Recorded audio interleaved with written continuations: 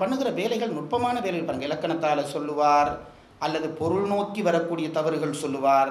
பரிமளர் உரையில் இருக்கிற அந்த நுட்பங்களை படித்தா, எங்கள் ஆசிரியரிடம் நான் போன பொழுது எனக்கு இலக்கணம் படிக்க வேணும்னு ஆசை. ஏன்னா அவர் இலக்கண வித்தகர், நான் இலக்கணம் படிக்க எனக்கு இலக்கணத்தில் ஆனாவும் தெரியாது, ஆகையனவும் தெரியாது. அவர் என்னை பார்த்துட்டு நல்ல வாத்தியார் என்னை நிறுத்திட்டு சொன்னார், இனி இந்த வயசுக்கு மேலே நீ இலக்கணம் படிக்கிறது சரி வராது, திருக்குறளை படியும். பரிமளர் உரையில் அங்கங்கே இலக்கணம் வரைக்க விளங்கப்படுத்தினார். அவ்வளவும் தெரிஞ்சால் உமக்கு போதும்ட்டார். அவ்வளவு தான் எனக்கு தெரிஞ்ச இலக்கணம், அதுக்கு மேலே தெரியாது. இலக்கணமாக செய்கிற வேலை நிறைய செய்திருக்கிறார். பண்பாடாக பல வேலைகள் செய்திருக்கிறார். பண்பாட்டை நினைச்சு கொண்டு உரை எழுதுவது. ஒரு உதாரணம் சொல்றேன் பாருங்க. பண்பாடு நினைச்சு பரிமளர் உரை எழுதின ஒரு இடம் சொல்லுகிறேன். என்ன செய்கிறார்? காமத்துப்பால், நமக்கு பிடிச்ச இடம். அந்த காமத்துப்பாலில் வந்தவனும் ஒரு தலைவன் நலன் புனைந்துரைத்தல் என்று ஒரு அதிகாரம் உண்டு திருக்குறள்லே. அதாவது தலைவிய தலைவன் காணுவான், இது காதல் பகுதி, கண்டு அனுபவிப்பான். அனுபவிச்சோடனே இவ்வளவு இன்பம் தந்தாள் என்றோடனே இவனுக்கு மகிழ்ச்சி தாளாது, ஒரு புழுகு விடுவான். அதான் புனைந்துரைத்தல். நான் சொல்கிறது திருவள்ளுவருடைய ஆச்சரியம். வாய்மை என்று ஒரு அதிகாரம் படித்த திருவள்ளுவரே புனைந்துரை என்றால் பொய் சொல்லுதல் என்று அர்த்தம். புனைந்துரை என்பதற்கு பொய் சொல்லுதல் என்று அர்த்தம். வாய்மை என்ற ஒரு அதிகாரம் படித்த திருவள்ளுவரே புனைந்துரைக்கு ஒரு அதிகாரம் படிச்சிருக்கிறார் காமத்துப்பாலே. ஏண்டா காமத்துப்பாலை பொறுத்தளவில் பொய் சொல்லாமல் இருந்தால் அது சுவைக்காது.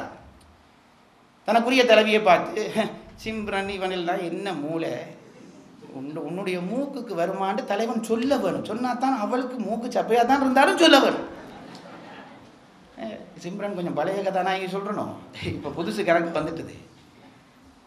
அப்படி சொல்ல வேணும். இவளை போல வருமா, அவளை போல உன்னுடைய மூக்கு அப்படி இருக்கப்பா, அவளெல்லாம் என்ன மூளைக்கு சொன்னால் அது உண்மையோ பொய்யோ. அப்படி பொய் சொன்னால் தான் தலைவிக்கு ஒரு மகிழ்ச்சி. அவளும் சொல்லுவாள், விஜய் எல்லாம் என்ன உங்களை போல வருமா.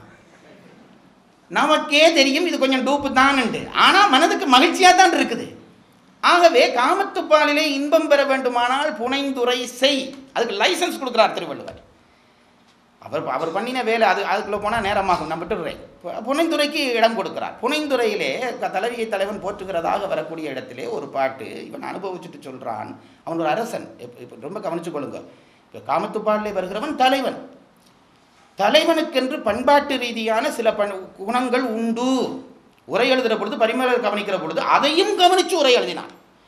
என்ன சொன்னான்? இவன் ஒரு பெரிய அரசன், இவள்கிட்ட மயங்கிட்டு சொன்னான், ஒன்னுதற்கோ ஒடிந்தது.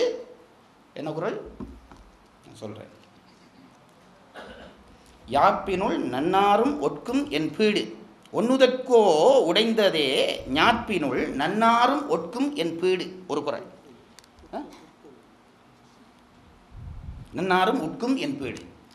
என்ன சொல்லுகிறார் அவன் தலைவன்? என்ன சொன்னான் என்றால், இந்த தலைவியை பார்த்துட்டு இவன் எல்லாம் அஞ்சுங்கட்டு அறிவுங்கட்டு நிற்கிறான். பெரும்பான்மையான தலைவர்கள் அப்படித்தான் நிற்கிறது. முதல் கண்டவனுக்கு போக போகாது சரியா போகும், அது வேறு. அனுபவம் உள்ளவர்கள் எல்லாம் அனுபவித்து சிரிக்கிறார்கள், அது சந்தோஷம்.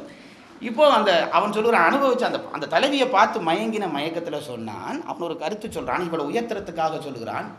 இந்த சின்ன நெற்றியையுடைய பெண்ணிடமா நான் தோற்று போனேன். மெலிய நெற்றியையுடைய இந்த பெண்ணிடமா நான் தோற்று போனேன். அவர் தன்னை வியக்கிறாராம். ஏனென்றால் அவர் அப்படி அது சொல்லிட்டு சொல்றார், போர்க்களத்திலே என்னோடு நேராக போர் செய்யாதவன் கூட என் பெயரை கேட்டவுடனேயே பயந்து ஓடுவானே, அப்படிப்பட்ட நானோ இந்த சிறு நெற்றியையுடைய பெண்ணிடம் தோற்று போனேன். இதுதான் குறள். ஒன்னுதற்கோ ஒடிந்தது யாப்பினுள் நன்னாரும் உட்கும் என் பீடு. யாப்பினுள் நன்னாரும், எனக்கு கிட்ட வராதவன் கூட கேள்விப்பட்டு பயந்து ஓடிடுவானே, அப்படிப்பட்ட என்னுடைய இந்த வீரம், என்னுடைய வெற்றி இந்த சின்ன நெற்றியையுடைய பெண்ணிடமோ தோற்று போனது. இது பொதுவான குறள். பரிமளர் என்ன பிடிக்கிறார்? இங்கே பண்பாட்டு பிழை ஒன்றை பிடிக்கிறார். நாம் இந்த இடத்துக்கு இப்படி பொருள் எடுத்துட்டு போயிடுவோம், இது நினைச்சும் பார்க்க மாட்டோம். பரிமளர் என்ன நினைக்கிறார் என்றால், இவன் என்னவோ ஏதோ காமத்துப்பாலிலே தலைவனிடம் இருக்கக்கூடாத ஒரு பண்பு என்று தமிழர்கள் நினைத்த பண்பு, தன்னை பற்றி தானே புகழக்கூடாது. அதுவும் அறிவுலகத்திலே அது மகா குற்றம். இப்போ அது கூச்சம் இல்லாமல் எல்லாரும் செய்கிறார்கள். அது இந்தியா அதுக்கு வழிவகுத்து விட்டிருக்கிறது. தன்னை பற்றி தானே புகழ். நான் எப்பேற்பட்டவன் தெரியுமா? நான் லண்டனில் பேசினேன், ஆஸ்திரேலியாவில் பேசினேன், அங்கே பேசினேன், இங்கே என்னை எதிர் புகழ்ந்தார், அவர் புகழ்ந்தார், தன்னை தானே புகழ்வார். ஒரு நல்ல அறிஞனுக்கு தன்னைத்தான் புகழ்வது என்பது ஒரு இழுக்கு. தன்னைத்தான் புகழ்வதற்கு நாம் முன்பும் எனக்கு இதை சொன்னேன், இதை விட்டேன்னு தெரியல பாருங்க. தன்னைத்தான் புகழ்தல் என்பது கொலைக்கு மரணத்துக்கு சமம் என்கிறார்கள் தமிழர்கள். அர்ஜுனன் தன் காண்டீபத்தை யாராவது இகழ்ந்து விட்டால் அவர்களை கொல்வேன் அல்லது நான் தற்கொலை செய்வேன் என்கின்ற விரதமுடையவன் அர்ஜுனன். தன்னுடைய வில்லை யாராவது இகழ்ந்து விட்டால் இகழ்ந்தவனை கொல்வேன் அல்லது நான் இறந்து போவேன் என்று சத்தியம் பண்ணி வச்சிருந்தான். ஒரு நாள் தர்மரே இவனுடைய வில்லை இகழ்ந்து விட்டார். அது சம்பவம் எல்லாம் சொல்லி மெனக்கிடல, இகழ்ந்து விட்டார். இப்போ பெரிய பிரச்சனையாக போச்சு அர்ஜுனனுக்கு. தர்மரை கொல்றதா அல்லது தான் சாகிறதா, ரெண்டுமே போச்சு.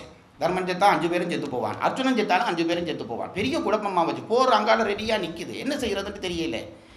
எல்லாருமா இருந்து குழம்புகிறார்கள். அர்ஜுனனா சத்தியம் வர முடியான்ட்டான். நான் கண்டாது சத்தியம் மனதுக்குள்ள விட்டுட்டேன்ட்டு நேர்ப்போம்.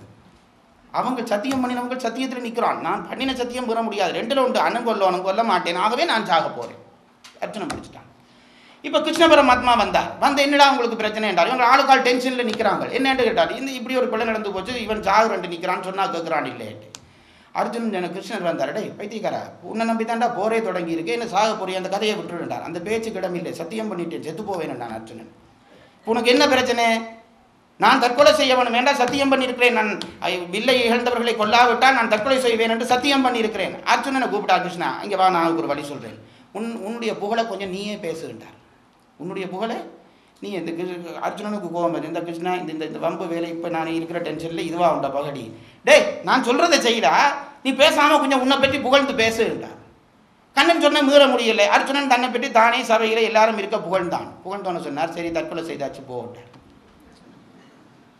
என்றைக்கு ஒருவன் தன்னைத்தான் புகழ்கிறானோ அவன் தற்கொலை செய்தவனுக்கு சமம். ஆகவே நீ தற்கொலை செய்ததுக்கு சரியா போச்சு, இனி நீ தற்கொலை செய்ய தவிர உன்னை புகழ்ந்து நீயே தற்கொலை செய்துட்டே போய் உன் வேலையை பார்த்துட்டார். இப்படி ஒரு சமாதானம் பண்ணினதாக பாரதத்தில் ஒரு கதை. தன்னைத்தான் ஒருவன் புகழக்கூடாது, அதுவும் உயர்ந்தவர்களுக்கு பண்பாடாதவர்களுக்கு. தன்னை மற்றவர்கள் புகழ் கேட்டாலே கூச்சம் வரும், தன்னைத்தான் புகழ்வானா? இப்போ பரிமேலழகர் இந்த குரல்ல அதை பிடிக்கிறார். என்னென்று கேட்டால் காமத்துப்பால் தலைவன் இவன், காமத்துப்பாலினுடைய தலைவன் இவன். இவன் என்ன சொல்கிறான்? யாப்பினுள் நன்னாரும் உட்கும் என் பீடு என்று சொல்கிறானே. போர்க்களத்திலே நேராக என்னோடு மோதாவிட்டால் கூட கேள்விப்பட்டவனே பயந்து ஓடுவான் என்று சொன்னானே. இது தற்புகழ்ச்சி இல்லையா? நாம் ஏனியா இதெல்லாம் நினைக்க போகிறோம். திருக்குறள் என்ன சொன்னார்? படித்தோம், பாடமாக்கிறோம், சோதனை எழுதினோம், ரிசல்ட்ஸ் எடுத்தோம், பட்டம் பெற்றோம், வீட்டுக்கு வந்து உட்கார்ந்துருவோம். பரிமேலழகர் இதை நினைக்கிறார். தலைவன் என்று சொல்லிவிட்டேனே, காமத்துப்பால் தலைவன் என்று சொல்லிவிட்டேனே. இப்போ இவன் தன்னைத்தான் புகழ்ந்து கொள்ளுதா? அந்த உரையாடல் வந்து விட்டதே, திருக்குறள்ல உரையாடல் வந்து விட்டதே. அப்படியானால் இவன் தலைவனாக முடியாதே. தன்னைத்தான் புகழ்கிறவன் எப்படி தலைவனாக முடியும்? தமிழர்கள் எங்க வாழ்ந்திருக்கிறார்கள் என்று நினைச்சு பாருங்க. தமிழர்கள் எங்கே வாழ்ந்திருக்கிறார்கள் என்று நினைச்சு பாருங்க. தன்னை புகழ்ந்த ஒருவனை தலைவனாக ஏற்க முடியாது. உரையாசிரியருக்கு இது ஒரு சிக்கலா போச்சு.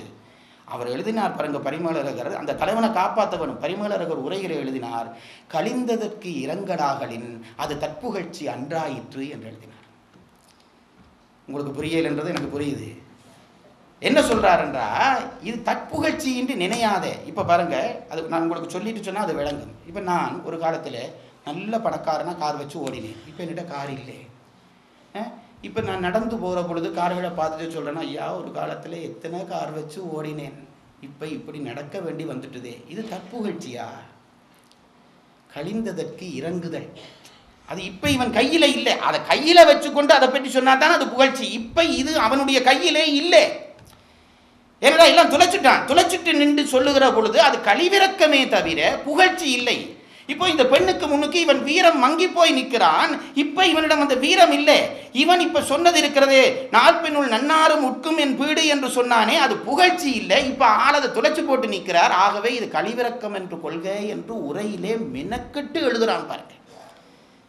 நான் வியந்து போனேன் பாருங்க. இது ஒரு பெரிய பிரச்சனையா போடாண்டு தூக்கி போட்டு போகிறதுக்கு. அது அப்படித்தானே தலைவர் அப்படி புகழ்ந்தா என்ன? இப்போ அப்படி சண்டித்தனமாக கேட்குறாரு, தலைவன் புகழ்ந்தா தலைவன் தானே புகழ்ந்துட்டு போட்டோம்.